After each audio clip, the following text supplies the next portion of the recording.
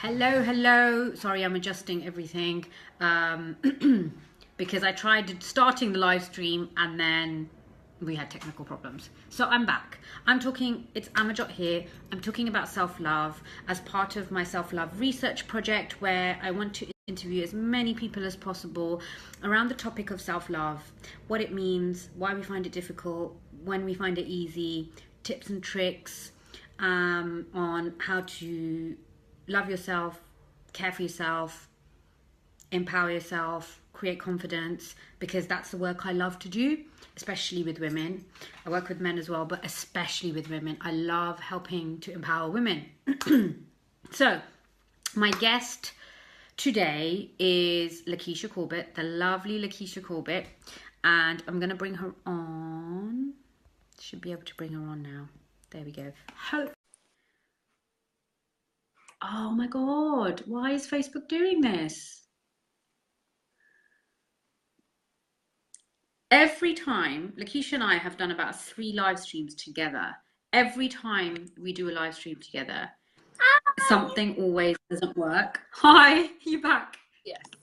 I was just telling everybody that every time we do a live stream together, it's the 3rd time, it always goes loopy. I think we just have really awesome energy together, and the digital world can't handle it. Agreed. So I'm going to share this. I don't know if you want to share this on your page as well. Yeah. And then we will kick off talking about self-love. Which is so important. I'm so excited to have this conversation. On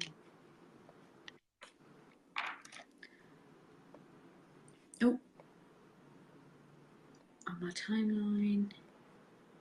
Oh, and it's been so long since I've done live streams as well, so it's nice to get back into it and start with this. Back. I know. I've been posting stuff, but I just haven't done a live stream for so long, and I actually missed the live element. Mm-hmm. So I'm just gonna share this in Women Inspiring. Okay. As well. And we will start. Oh, good. Yay. Okay, let's start. So I was just saying to people that about talking about my self-love research project, because I've found that in my work, in working with others in my own journey on kind of, learning how to not give myself a hard time, to say no when I feel like I need to protect my own energy levels, to give myself the self-care that I need and deserve, to not give myself a hard time. I've said all of that, but it's so important. Yes. And I've found that the more people I talk to, the more it seems relevant for everybody. And the aim has been for me to have 300 conversations in 2018 around self-love with men or women or children above the age of 8. And because I nearly called it self-compassion research project, but actually I was like, own it, Amajot, just own it and do what it is that, you want to call it. And it's funny because I've had such a great response from people around wanting to talk about this. And I think that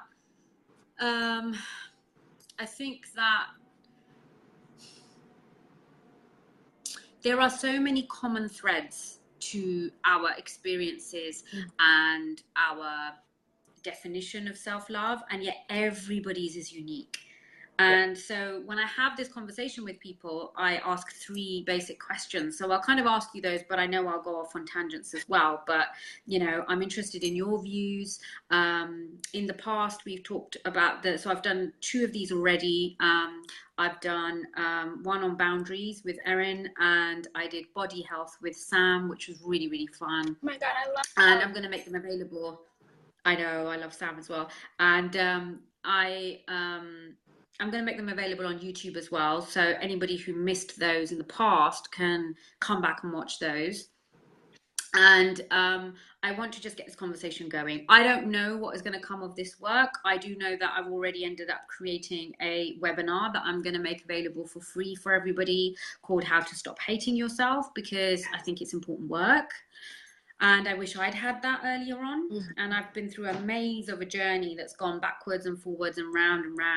And I just felt like that the the work that I share in that webinar is like the starting point for anybody who wants to feel happier in their life, or feel like it's not everything is their fault, or that they can stop feeling guilty for, you know, wanting something for themselves. Mhm. And so that's where I'm at. So hey, Carrie. Hey. It's so weird, you know, sometimes it's telling me that there's 2 people watching, 3, 4, and then there's none, and then there are people watching. It's weird.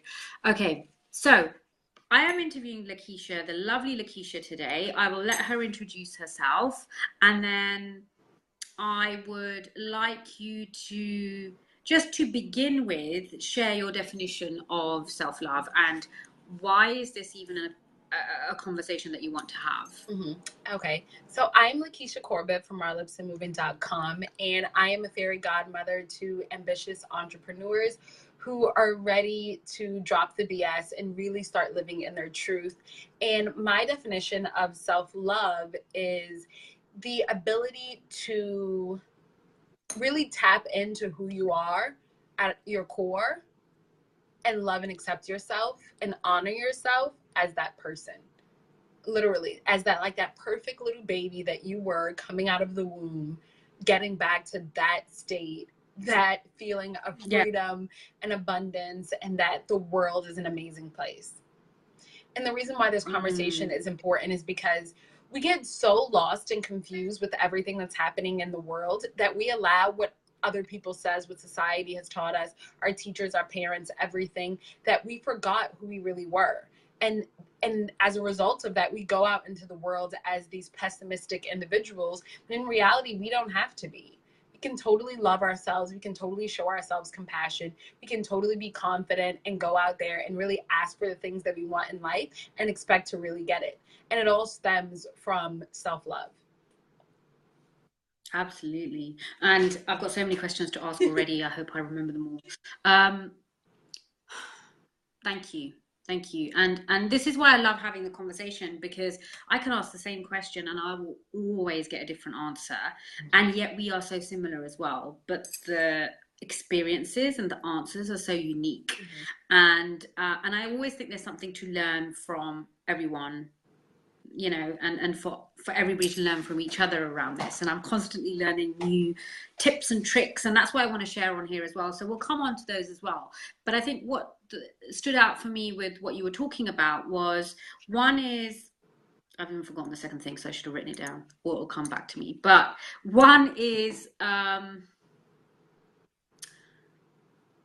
this, and I've asked a few people this because it seems to come up a lot in the definition of self-love, is accepting yourself. If self-love is about accepting yourself, how the hell do we do that? I just understand that from my own trial and error, that I need to know that my past does not define me. And that is how self-acceptance begins. Because I feel like when we look at our past, we look at these mistakes, we look at these flaws that we have, whether it's our body image or the things that we've done, and we feel like we're undeserving or unworthy of what we want in our lives. And once you get into the pattern of accepting yourself and understanding that the past does not define you, that you are this amazing being that was placed here in this world with a purpose, then you'll come to a place where you know that those things only make you even more amazing as who you are. Yeah. And I get that, because I've kind of, it's taken me a while to understand that, and to understand that, you know, I would go, the reason I would not feel confident about, even though I was really good at kind of on the outside, I can be quite good at, you know, getting on with stuff. And so I look really confident. Mostly I am nowadays anyway. But I guess before I did this work, I, you know, I kind of put on a mask, and I felt like I always had to wear that mask because I didn't feel confident on the inside. And even though people would tell me, oh, you're so confident up there when you do your presentations and your workshops, and I'm like, really? I was crapping myself inside. And you know, so I was really good at hiding it. And I know that a lot of people I've spoken to, or when I've talked about this topic, people are interested in talking about this or interested in knowing more, but they feel like it's almost like they don't deserve to be part of the conversation or they can't answer it. So what would be really useful for people who are kind of maybe asking the question like, how do I even start on this journey? Or, you know, how am I supposed to even get involved in this conversation and ask these questions of myself when it feels so difficult? I feel like the first step of how is actually acknowledging that there is a lack of self-love, because it's like when you said how, you know, you would be up there, you'd be doing presentations and you'd be like crapping your pants, whatever. Like for me, I didn't realize that I wasn't that confident.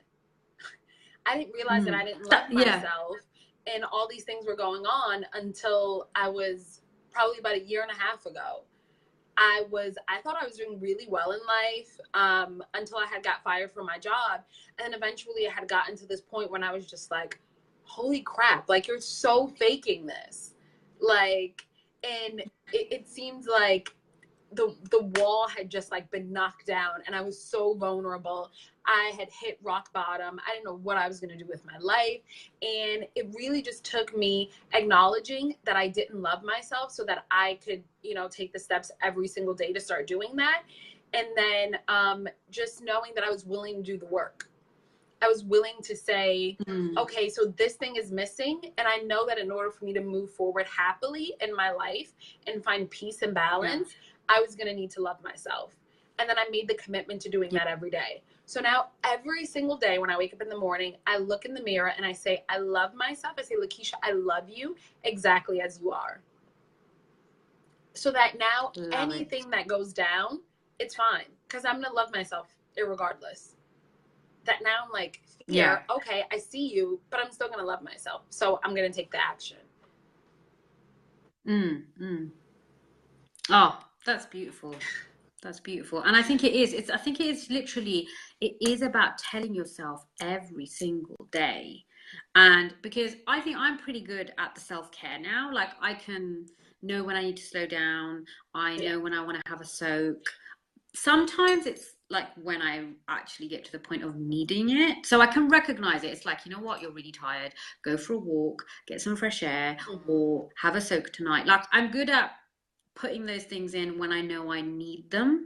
Yeah. And I could still be better at doing them just because, like just for fun. Like for me, it's always about adding a fun element that I sometimes just forget. It's not in my nature. Yeah. Hey, say again? Schedule it. I totally have mine scheduled. Yeah. Like at noon in the day, I'm either like taking a nap, I'm having a dance party, I'm going for a walk, I'm like sitting by the pool. There's a fun element that's happening at noon every day in my life. I love that. I love that. Yeah. And actually I do schedule some things, but I like that at this time every day I'm going to do something. I love that. I'm going to add that in. Thank you. But I think that the thing about, I've lost my train of thought now. It's okay. Because I was so taken by that tip. I love it. I think that what changed for me was the not giving myself a hard time. And again, I can still fall into that sometimes. Oh, that's what I was going to say. I'll come back to the giving myself a hard time. You know what you were saying about, you know, I love myself every day and telling yourself that every day. And I think that, you know, and people might resonate with this, is being a perfectionist and, you know, wanting everything to be perfect, or giving yourself a hard time when you get things wrong or they're not as you expected them to be. And so I kind of started telling myself, I fully, utterly, completely love, trust, and accept myself. And it's a mouthful, but I like it because it's like everything, like fully, utterly, and completely, I love, trust, and accept myself. And so I would tell myself that, and it did actually work. Like every morning before I got out of bed, I would check in on my energy levels, I would do some grounding with my body, and I would tell myself some of those things. And what I recently actually had to add to that was I fully, utterly, and completely love, trust, and accept myself exactly as I am. Yes. Because I realized I was still trying to get somewhere. It's like, I will love myself when I get there, when I've done this, when I'm like this. And it was like, no, exactly as I am. And I think Right now. it goes back to the acceptance. Yeah, right now. It goes back to the acceptance. And I'm quite I have to have those words right, because then I'm like just choosing whatever instead.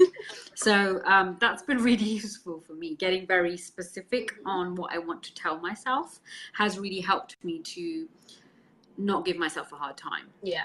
I realized that when I had this like idea that I would love myself when I had a business, like when I wasn't like someone's employee, that I would be like enough. And then I like got the, I'm independent, I don't have a boss, I'm an entrepreneur. And I was just like, okay, so where is it? I was just like, okay, so that entire theory is just like BS. That like when you change this thing, then you were like worthy or enough and like appropriate for you to receive love. And it's like, yeah, no, I deserve all of those things right now, exactly as I am in this very moment. And it wasn't until I was like in that conflict that I was just like, okay, so I still got to go back and do some work.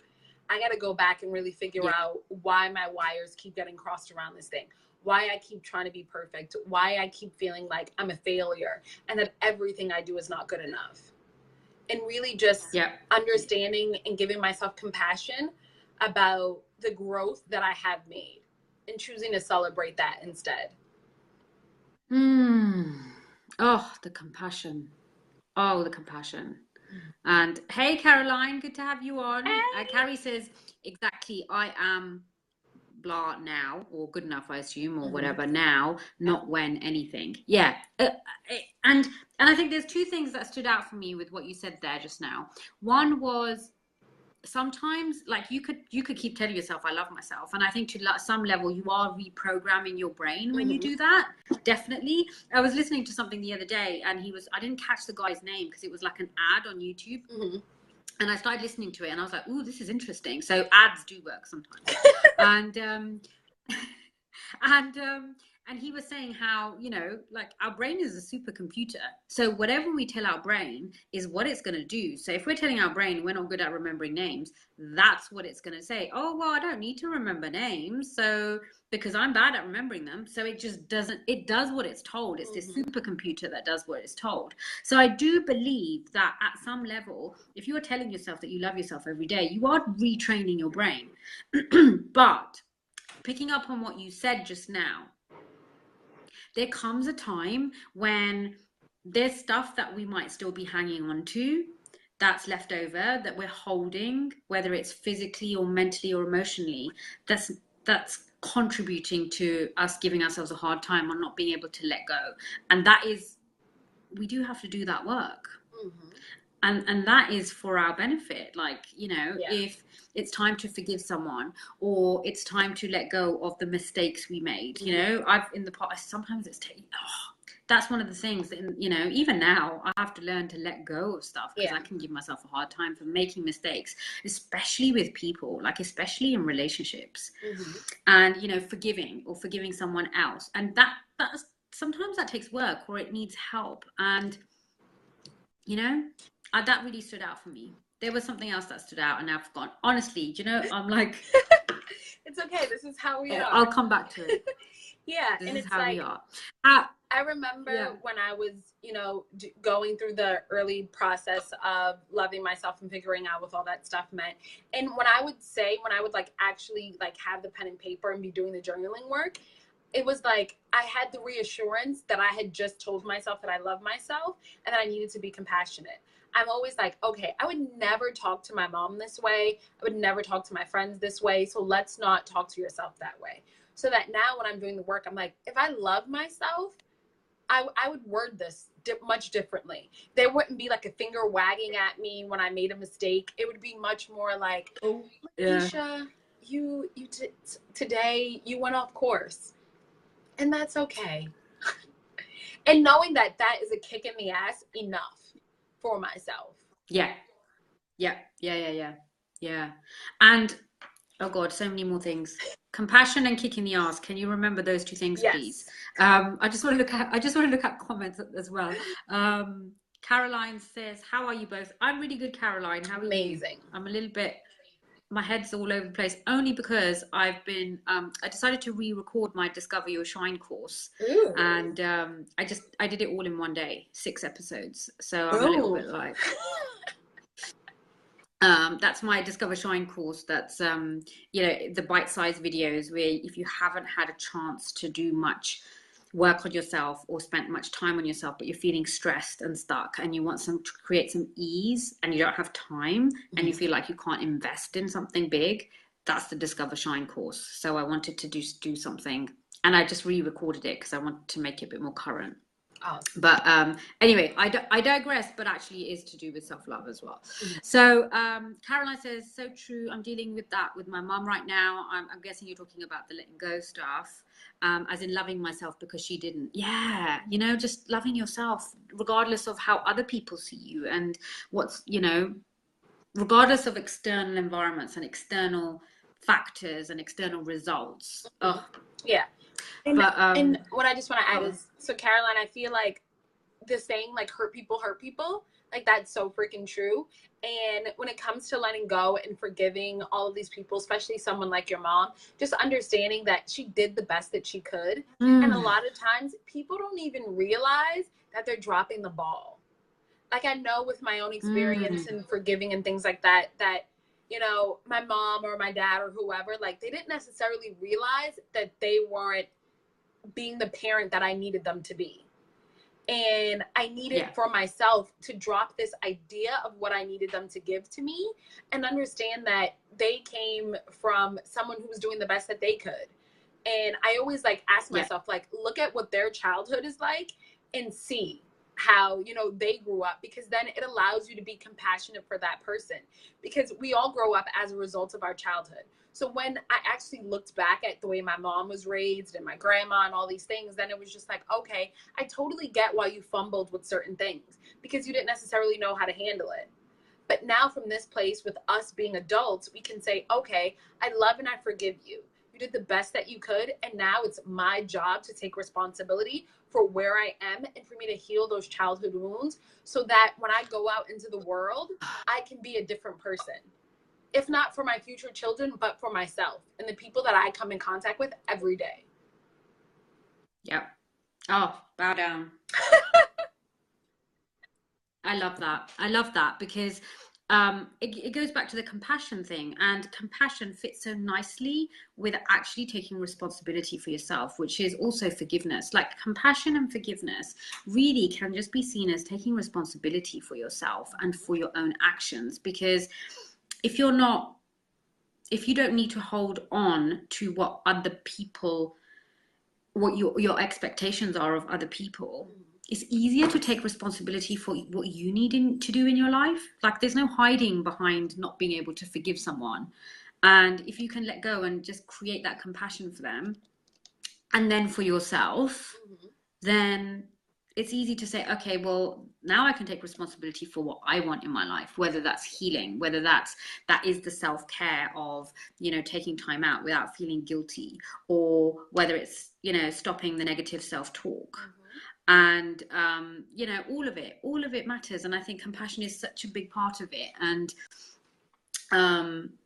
really helps to take responsibility for ourselves. I was just reading Carrie's comment. Letting go of old patterns of behavior simply because they're my comfortable shit nonetheless, and then taking a deep breath to step out into the way this newest, best version of myself does things, and trusting I have my own back. Self-love in action. Yes. Boom. And understanding that we are a rescue, and that right now, in this moment, we got to take back our power and just say fuck, these are some shitty paradigms and I'm gonna do something about it. I can continue to blame my mom because it feels comfortable. I can blame, my teachers or the government or whoever you feel like it's easy to place the blame on. or I can decide to do something about it. Because blaming, it puts the power on someone else. It gives you no opportunity to change. But when you take that back and you take responsibility, even if it may not be the most amazing thing, or it may not feel good inside in that moment, understand that from that powerful place, you open yourself up to so many more possibilities and opportunities, because you are in control and you get to do whatever you want now. Yeah, absolutely. And I remember, I don't know, a few people have said this, but you know, you are who you are because of those people, because of your parents. You've had that opportunity to then change your story, but it's all happened because of them. So it's also seeing it in a positive way as well, of what they've been able to give you. And now we can change that story going forward. It's just rewriting the story so that our future generations get to benefit from that as well. And then, so, Caroline, I love, oh, sorry, go on. Yeah, no, go. No, I was going to say, Caroline, I love that you're doing live streams. Right. That's brilliant. And it's so easy for us to be in the victim mode. And that's fantastic that you're doing that work. Yeah. Good for you. And then just understanding that everything that we are attracting to us, even though we may not notice it, like in the moment, like when I think of my ex-boyfriend, I remember I was like straight victim mode. Like if you met me and someone asked if I was dating, I would just be like, no, because this guy did this really horrible thing to me, yada, yada, yada. And it's like, when I really took back ownership, I was like, okay, Lakisha, like you definitely played a role in how this relationship transpired. And as a result of me needing to experience that, of me needing to get my heart shattered, allowed me to realize that I didn't love myself enough to walk away, and allowed me to start this business, because this all stemmed from that experience and me really seeing that if I didn't know, how many people didn't know that they didn't love themselves, and that they were living the same day over and over and over, expecting like this miraculous thing.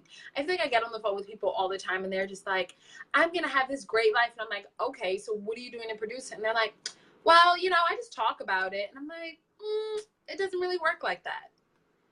And from there, it stemmed, you know, me getting out of victim mode and really realizing where I was at fault in life allowed me to transform my entire life and take ownership for it. And I'm the happiest I've ever been.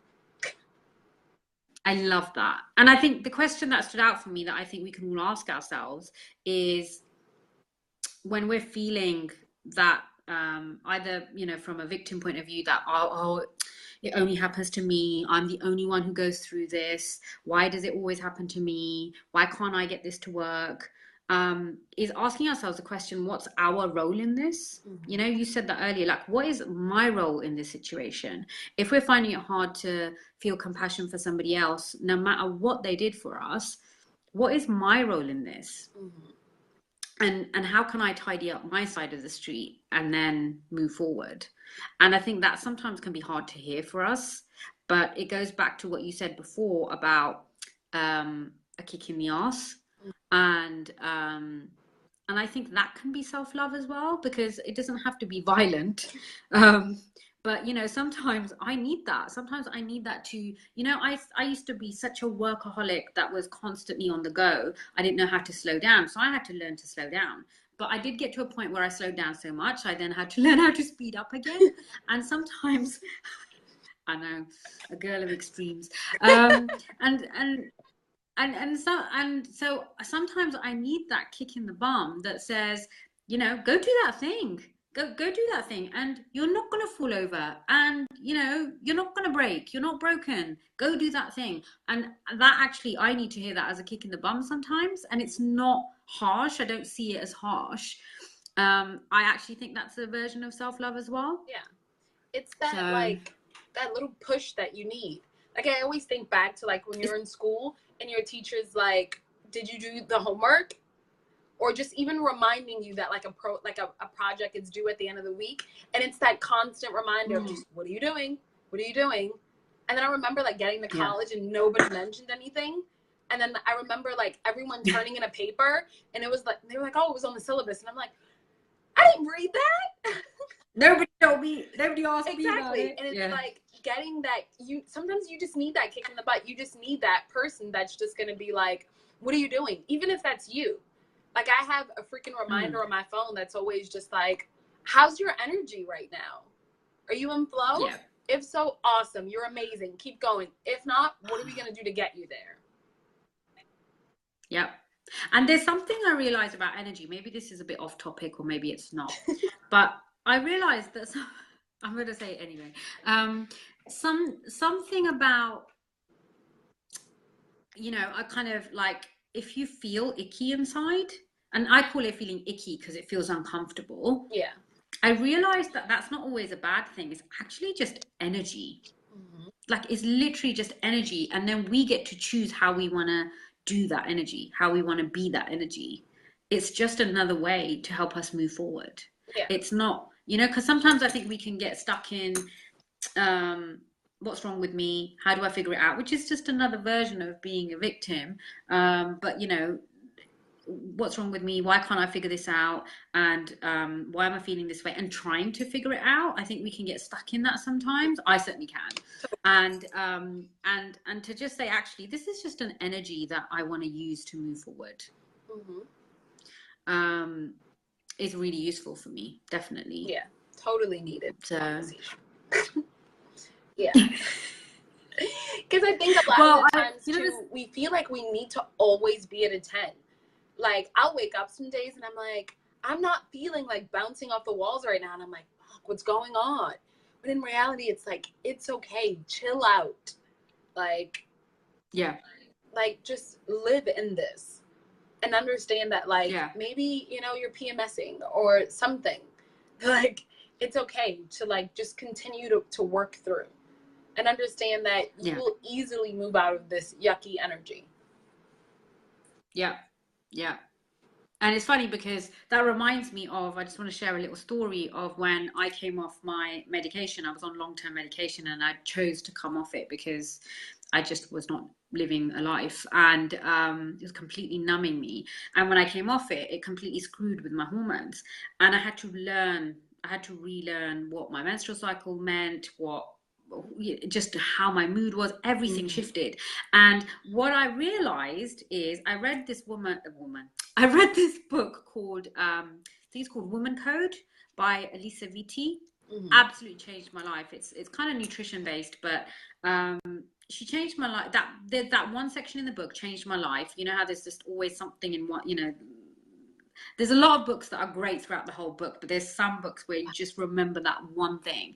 And the one thing that really changed for me was I was expecting to wake up every day feeling exactly the same way, like this, you know. And that's what I realized. And I was like, actually, you know, I do a lot of work around heart rate variability, like how our heart rhythm changes and how that's actually how that helps us feel less stressed and how important it is to connect to our heart. And I realized that, you know, when you have like if you've ever had an ECG done where they check your heart rate and your heart rate goes up and down, like that's you breathing, that's you living.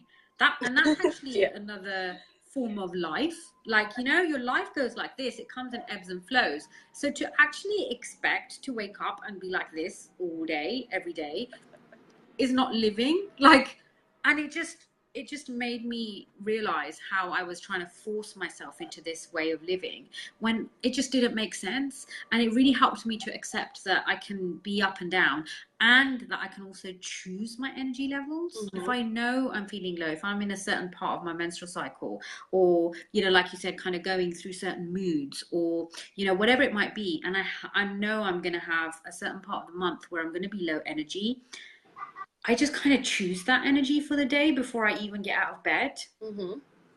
And then I go about my day. And then the next day I might choose to say, okay, look, I'm just going to have higher energy levels today, and just choosing it. And it really helps me to ground and actually choose what I give out in energy as well. So that's been massive for me, definitely. Totally. And you know what I love about this conversation is I do that every day, but I haven't thought about how much that's actually influenced my life over the years and how much progress we make. And actually, I love that as well, Caroline. Like, you know what I want to remind everybody, whether you're listening now, whether you're listening later, is that change happens over time.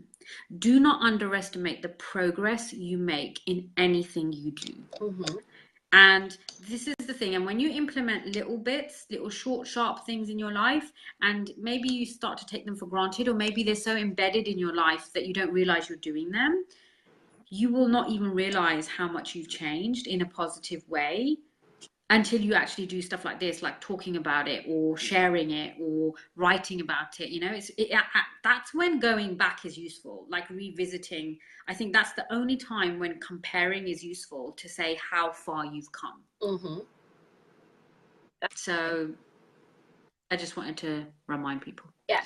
And also knowing that, like, we create these big, awesome, by the way, lofty goals for ourselves, but they're so far out sometimes that we're just like, crap, like, I'm never going to get to this place.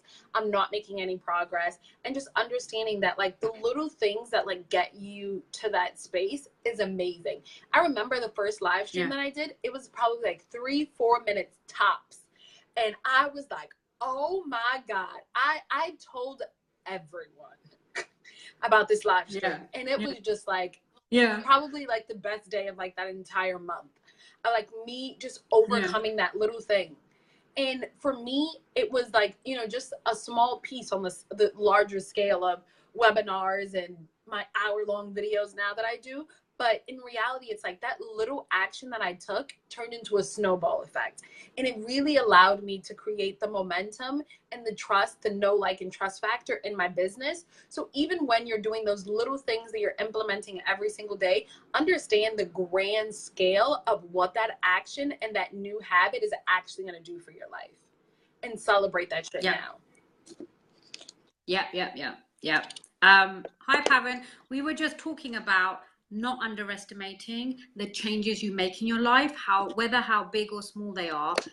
Just realizing that whatever changes you make, whatever commitments, whatever positive influences you make and commit to in your life make a difference. Even if you don't notice them, or even if you stop noticing them, they all make a difference. And I love what you said at the end there, Lakisha, is bloody celebrate them. Like, celebrate how far you've come. Yes. And I always need that kick up the bum to remind myself to celebrate, you know, and like how far you've come. It doesn't matter whether it's a health goal or a business goal or a relationship goal or, you know, a self-care goal. Like, celebrating that is so important. And also, celebrating means whatever it means to you. It could be to have a nice cup of tea in silence. That's a lot of celebration for me. It really is. You know, you don't have to make a big deal about celebrating. It's what it means to you. You can make a big deal about celebrating. I'm not saying you can't. Yeah. But I guess sometimes I kind of like, you know, so, oh God, how do I celebrate that? Do I have to book something? Do I, you know, like, do you go on vacation? Celebrating is just, it's acknowledging. It's just acknowledging what it is for you and go celebrate. Yeah. It could just be a yay, I did this. Just a quick pat on the back. For me, it's like a quick dance party sometimes. I'm just like, throwing on my favorite song and just no one's around, or not even caring if someone's around, and just letting loose and just like getting the energy to stir up in my body because we've just done something incredible. Oh, yes, absolutely. Absolutely. I just have to tell you, I had a random dance party with my mum today. It was so funny. It was she started it. Like, hell yes, let's do this. And it was an old Indian song, and we were just cracking up. So funny. Awesome. So but my Earl Grey friend. Yeah, I love Earl Grey, Caroline. I love Earl Grey because I don't drink dairy anymore, so I can't drink. My favorite thing used to be drinking a cup of tea, English cup of tea with milk, and now I can't do that, so I drink Earl Grey black. I love Earl Grey. Anyway, so my question, Lakisha, is what are some of your self-love practices? I know we've talked about a lot of them already, but tell me more. Journaling is one of my favorites. Actually, I'll get my journal and I'll just write about like how badass I am.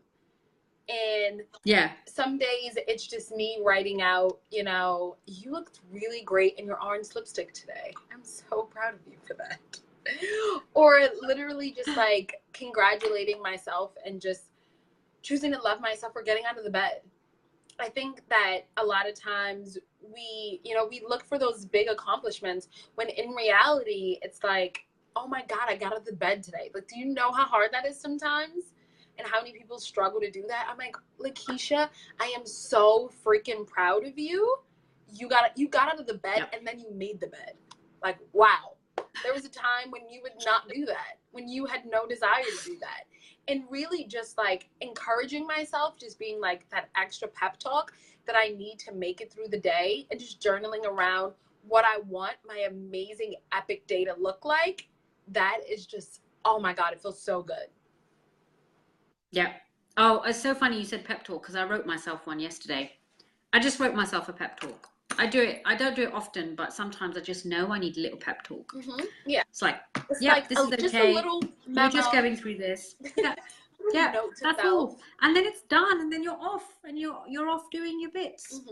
Cool. Yeah. Love it. And What then else? another thing is always remembering that I'm doing the best that I can.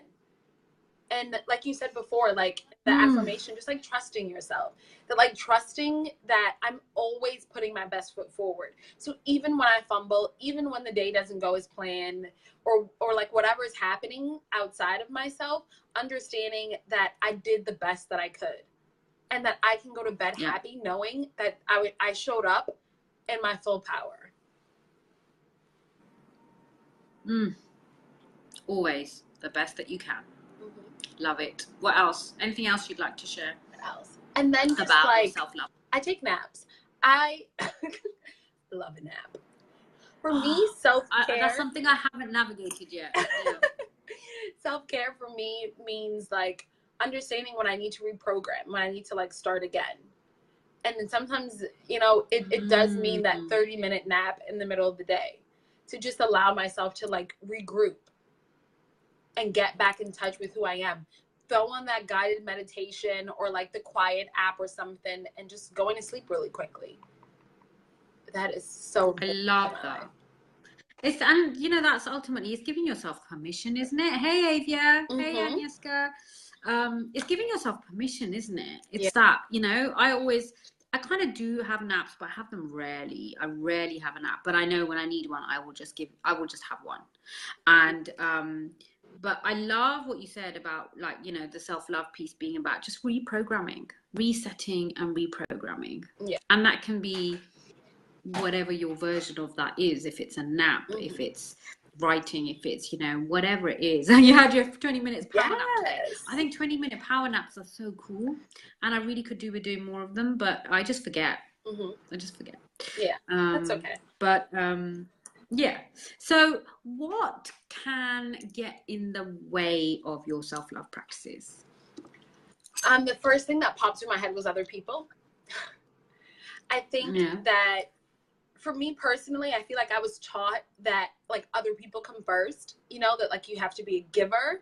And a lot of the times you get so caught up in giving to other people that you forget to give to yourself. You forget to receive.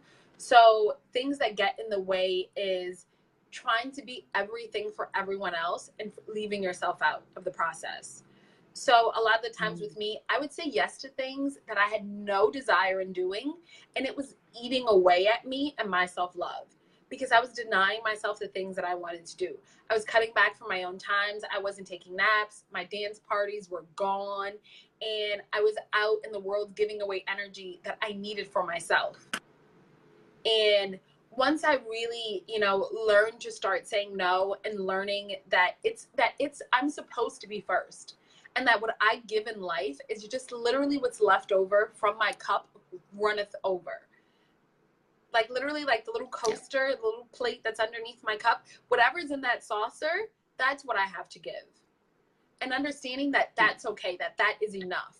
And that now I can give and serve from a better place, filling myself up and focusing on me and knowing that has nothing to do with my ego. I feel like we've been like kind of trained to believe that we can't put ourselves first, that makes us bad people, when in reality it makes us human. Like I give to you because it feels amazing to me, not out of obligation. And that has Yeah. been like, And then that way, and then you don't feel resentful. yeah, now I'm not like angry with you. Now I'm not like showing up with an attitude or just like super snotty or whatever, or just like throwing it in your face later on. Like, you know, I didn't want to do that thing last week. It's like, no. And now we both feel good about it because you asking me, now you know that I only said yes to you because I really want to do it. Exactly. Yeah. That's been a massive, massive learning for me. And I think for me, I realized that I had to start saying no, and I had to start checking in with that and being okay for it not to be selfish when I was completely drained and feeling resentful of, you know, how come I do everything for, bless you, how come, you know, I didn't get that back from so and so because I did it for them, I was there for them, why is nobody here for me, you know? And that resentment is always a clue that I am not filling my own cup up. And I did have to do a lot of work around that. And it did really shift my life. And I was talking to a client about it the other day, and I said, you know, what we were talking about progress, and she was saying being able to say no to people without feeling guilty has been one of her biggest pieces of progress, and I'm so proud of her. And I can honestly say it is for me too. And I can't say that, you know, I'm always there. There's sometimes things still feel a little bit icky for me, but that's the journey. That's kind of, you know, the growth of it all. But what was your indicator that was something that you needed to do work on? I feel like I was in such a space of wanting to be liked, and that's why I didn't say no. It was just like, if I say no to this person, then that means that I'm not a good friend. That means I'm not a good sister. I'm not a good daughter, whatever. And it was me just like constantly just feeling like people weren't there for me and when I needed them, like you said, and feeling resentment towards like, and wanting to just like throw it in their face. Like, hey, remember when you asked me to do you this favor? I've done it a million times, and I've asked you for one thing and you said no. Like, how dare you say no? And just feeling like people didn't have the right to tell me no. And then it was just like, okay, wait a minute. Let's take a step back. What does this actually mean? Why were you saying yes to these people? Did you say yes because you really cared to help them? No, I said yes because I didn't want you to think that I was a bitch. And once I dropped the need to, you know, not look like a bad friend or a bad person, and just knowing and owning that I know that I am a good person, that there's no way that anyone can dispute that. Even if we remove all the favors, all the everything, that I know that there's no malice in my heart, that I'm a good person, then it was just like, okay, so now going forward from this place, I can learn to say no if I want to. Yeah. Absolutely love it. But lots and I of think that trial is and error. such a Yep. Oh, I hear you with that. I hear you. And I've made mistakes with that. But I wouldn't change it. I wouldn't change what I know now about being able to say no without feeling guilty, and protecting my space. My space is so sacred to me now, and my energy it's only I can do that. No one's going to do it for me. No one else is going to do that for me. And that's been a massive life learning for me. Yeah. And then for now sure. also, And it's improved my the reminder of teaching that to people now. Now it's become like a habit of mine to just like, when I'm talking to my clients or just like whoever, like, you know, are you doing this out of obligation? Because there's no like checklist of like what makes you a good person or what makes you a good friend or a good girlfriend or like whatever. It's just you and what feels good for you. Yeah. I love it. You're so fucking inspiring, honestly. Thank you. I love it. You. I love it. I love it. So with the, you know, what gets in the way of self-love, how do you bring yourself back when you find yourself in that place? So if you said with self-love, it's, you know, other people are what get in the way. How do you bring yourself back into that place? I'm compassionate to myself. And understanding that I am human and that things happen, you know, things like fall between the cracks, whatever the phrase is. And just knowing that I can get back on track.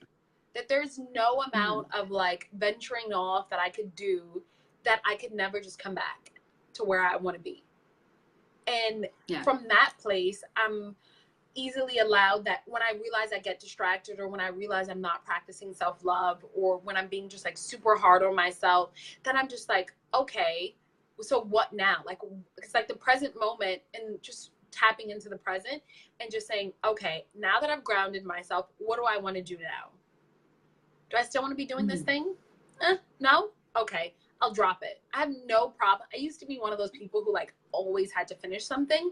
And now I'm just like, screw it. Like, this doesn't feel good. That program that I launched doesn't feel good anymore. This relationship that I started isn't what I want anymore. Done. I wash my hands. I'm sorry, guys. I don't want to do this anymore. I'm going to come out with something even more epic. I've even like given somebody their money back because I changed my mind about something.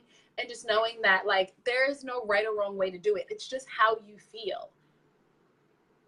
Absolutely. Oh, I completely get you with that as well. I used to definitely be, my perfectionist was all about the completion. And now I can honestly be okay and not give myself a hard time if I haven't finished something. I used to give myself a hard time if I didn't finish a book. Even if it was boring, I would want to finish the book because I'd feel bad if I didn't finish the book. And it was just like, really? Like, does it really matter? And the author doesn't know, books. Like, no one knows that you didn't finish. The book was boring. You don't have to finish it, you know? And even with good books, like, I feel guilty with like good books. Like, I've read like, I can honestly say Think and Grow Rich is one of my favorite books, and I've never finished it. And it's because I can read a page on my shelf, and I'll be like, mind blown, done, book closed. I'm going to spend the next 30 days taking action on this thing. And that's fine. Yeah. Like, take what you need, exactly. get the little pieces that you need from this, and you go about your life. The entire thing doesn't need to be this beautiful masterpiece. And I think it's about taking what you need from something and being okay with it. Like, that's what I've realized with books, with courses, with, you know, with creating something, with, you know, with anything. It's actually just, have I gotten what I need from this? If that's the case, then fine. If I want to come back to it at some point, I will. That's really helped me to just shift my mindset on not having to finish everything. And sometimes it is literally, I've got books that I'm still reading from a couple of years ago, but I'm exactly the same. I'll open it, the first line is all I need, and then I go off and do something about it, and I'm done, you know, and then I'll come back and read the next line tomorrow if I want to. So it's really, I think it's accepting what it is. Have you gotten what you need from this situation? And the same thing I feel like with people, like, we want, you know, certain people to be like everything. You want them to be the entire embodiment of everything that you ever imagined. Like, I really struggled with friends and feeling like I wanted all of my friends to be entrepreneurs who were just like going out there and like kicking ass and taking names. When in reality, it was like, some of my friends are just happy, just like being moms and like coming home and like to their kid. And whether that's their truth or not, I don't know. That's pretty phenomenal as well. Right? Yeah. And it was like, hardest for me, I wanted to like grab them and just be like, no, like, we got to get out. We got to shake things up. We got to change paradigms and all this stuff. And it was just like, that isn't dumb. And that's okay. Like, and I don't need to change them.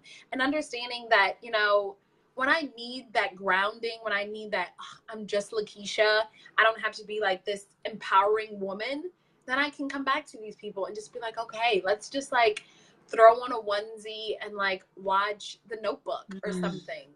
And then I have my entrepreneur friends. I have those group of girls that now I can go to. And knowing that you can just like take little pieces from everyone and get everything that you need as well. Yep. And that, my love, is self-love. Yes. The end. My God. Boom.